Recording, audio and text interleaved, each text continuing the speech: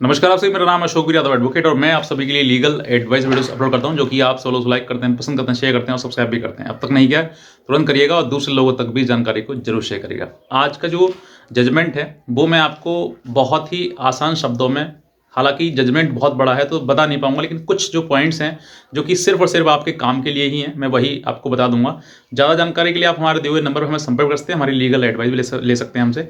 लेकिन आज का जो वीडियो है वो बहुत ही अच्छा और पतियों के लिए बहुत ही ज़्यादा लाभदायक होने वाला है, क्योंकि ऐसे बहुत सारे पति हैं जिनके ऊपर ऑनरेबल कोर्ट के द्वारा मेंटेनेंस बांध दिया गया है।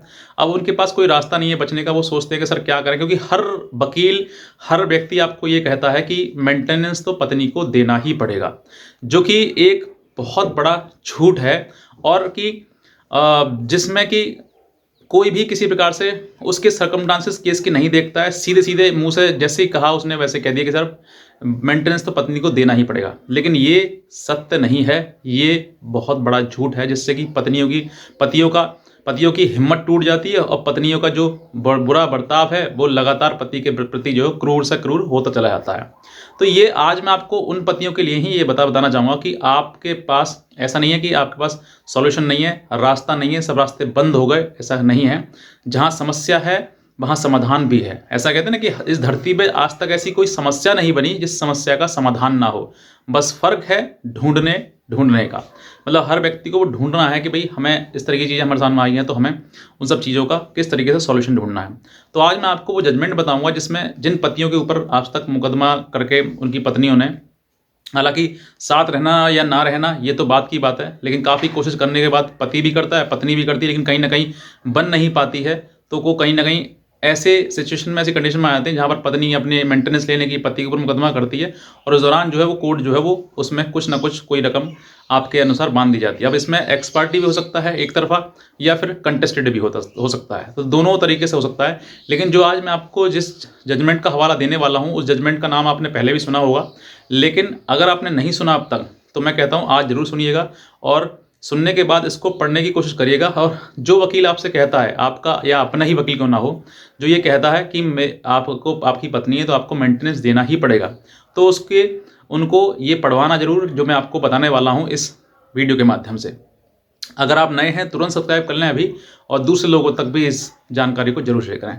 सबसे पहले बताना चाहूँगा, इस जजमेंट का नाम है, ऑनरेबल सुप्रीम कोर्ट का ये जजमेंट है रजनीश वर्सेस नेहा। बहुत ही कॉमन एक जजमेंट है, जो कि बहुत ही बढ़िया जजमेंट आपने बताना चाहूँगा आपके लिए, कि जिसमें कि अब तक मेंटेनेंस, डीवी, सेक्शन 24, ये सभी केसेस के बारे में जो है वो बताया गया है कि कब किस महिला को कैसे किस तरीके से मेंटेनेंस मिलेगा, और मिलेगा या फिर नहीं मिलेगा, कौन एंटाइटल है कौन एंटाइटल नहीं है, हर बात के बारे में पूरा एक्सप्लेन किया गया अच्छे तरीके से। ये मेरे हाथ में है, आप देख सकते हैं।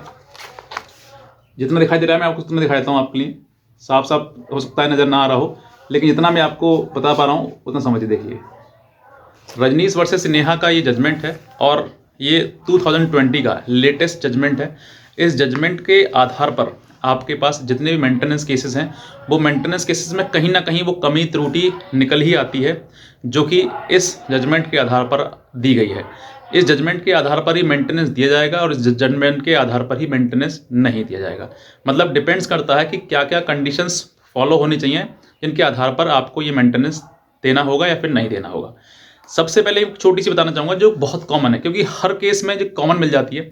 आजकल पत्नी जो है वो पढ़ी लिखी होती है, और हर पढ़ी लिखी पत्नी अपनी बात छुपाते हुए वो मेंटेनेंस का केस फाइल करती है। खुद चाहे 50,000 कमा रही हो, 10,000 कमा रही हो, लेकिन पति जो है वो उसका 1 लाख 2 लाख कई गुना जो है वो कमाता है, ऐसा बता देती हैं। बताने के बाद जो मेंटेनेंस का केस फाइल हो जाता है, और उसके बाद वो अगर पति जाता है तो कंटेस्टेड होता है, और अगर नहीं जाता तो एक्स पार्टी जाता है।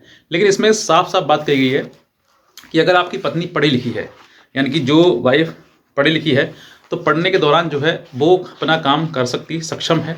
अगर ऐसी महिला सक्षम है कि जो खुद अर्न कर सकती है, तो ऐसी महिला के लिए मेंटेनेंस लेने का कोई अधिकार नहीं है। ये बात जो है सेक्शन 125 की है। लेकिन इस जजमेंट का जो पेज नंबर 12 है, उसमें ये साफ कहा गया है, in Bhagwan Dutt versus Kamla Devi 6 supreme court held that the under section 125 clause 1 CRPC, only a wife who is unable to maintain herself is entitled to seek maintenance।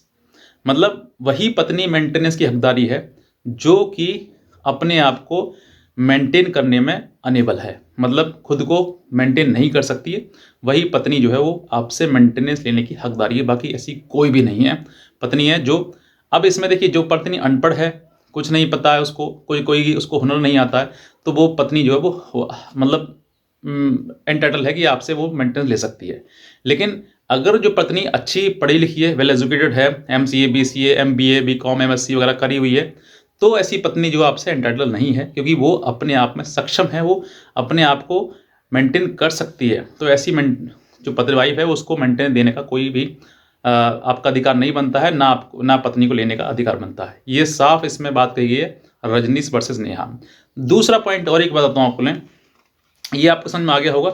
दूसरा और पॉइंट इसमें, अगर पत्नी के किसी के साथ नाजायज संबंध हैं, यानी कि वो किसी के साथ एडल्ट्री में है, तो एडल्ट्री में होने वाली बात भी इस जजमेंट में कही गई है। इसमें साफ साफ कहा गया है, इसका पेज नंबर 14 है, ये 49 पेजेस का ये जजमेंट है। अगर आप इसको पढ़ना चाहते हैं तो आप गूगल पर सर्च कर सकते हैं, इसके लिए वहाँ से भी पढ़ सकते हैं। इसमें साफ कहा गया कि no wife shall be entitled to receive an allowance for the maintenance or interim maintenance and expenses of proceeding as the case may be from the husband under this section if she is living in adultery, or if without any sufficient reason she refuses to live with her husband, or if they are living separately by mutual consent। यानी कि जिस पत्नी के किसी और के साथ अवैध संबंध हैं, वो यानी कि एडल्ट्री में, वो हकदारी नहीं है बिल्कुल ही मेंटेनेंस की। दूसरी, जो पत्नी जो है वो किसी बिना कारण के ही अपने पति से अलग रह रही हो, कोई भी अच्छा सफिशिएंट कारण नहीं है, अलग रह रही हो। तीसरा, जो कि म्यूचुअली मतलब अपने मर्जी से वो अलग रह रही है, मतलब दोनों ने अलग रहने का फैसला किया हुआ है, तो वो 3 कंडीशन अगर आती हैं ऐसी आपके केस में, यानी कि अब टोटल 4 हो गई। पहली, पढ़ी लिखी है। दूसरी, अपनी मर्जी से अलग रह रही है। तीसरी, किसी एडल्ट्री में है। चौथी, वो म्यूचुअल कंसेंट से अलग रह रही है, मतलब पति से अलग रहने का उसने रिफ्यूज़ कर दिया है पति को। तो ऐसी कंडीशन में आपकी पत्नी जो आपसे हकदारी नहीं है कि अगर आपसे मेंटेनेंस ले जाए। अगर ये चारों में से कोई सी एक भी कंडीशन अगर आपके केस में, आपके मैटर में फुलफिल होती है, तो आप रजनीश वर्सेस नेहा का ये हवाला अपने केस में दे सकते हैं, जो कि ये सामने है फ्रंट पर, ये देख सकते हैं। जितना दिखाई दे रहा है उतना हो सकता है कुछ गड़बड़ दिखाई हो, ये देखिए। तो ये आप इसका हवाला जो है आप दे सकते हैं, और इसके बाद जो है आपको मेंटेनेंस देने की आवश्यकता कोई नहीं होगी। ये लैंडमार्क जजमेंट है। लोअर कोर्ट भी आपकी बात सुनेगा। अगर नहीं सुनता, किसी कारण बस कोई त्रुटि हो जाती है, तो आप इसकी अपील जो है ऑनरेबल हाई कोर्ट के समक्ष कर सकते हैं। और भी कोई अगर आप हमसे लीगल एडवाइस हमसे चाहते हैं, तो आप हमारे दिए हुए नंबर पर हमें संपर्क भी कर सकते हैं, हमारी लीगल एडवाइस ले सकते हैं। तो बस मैं कहना चाहूँगा, बाकी आज का वीडियो देखने के लिए आपसे बहुत धन्यवाद।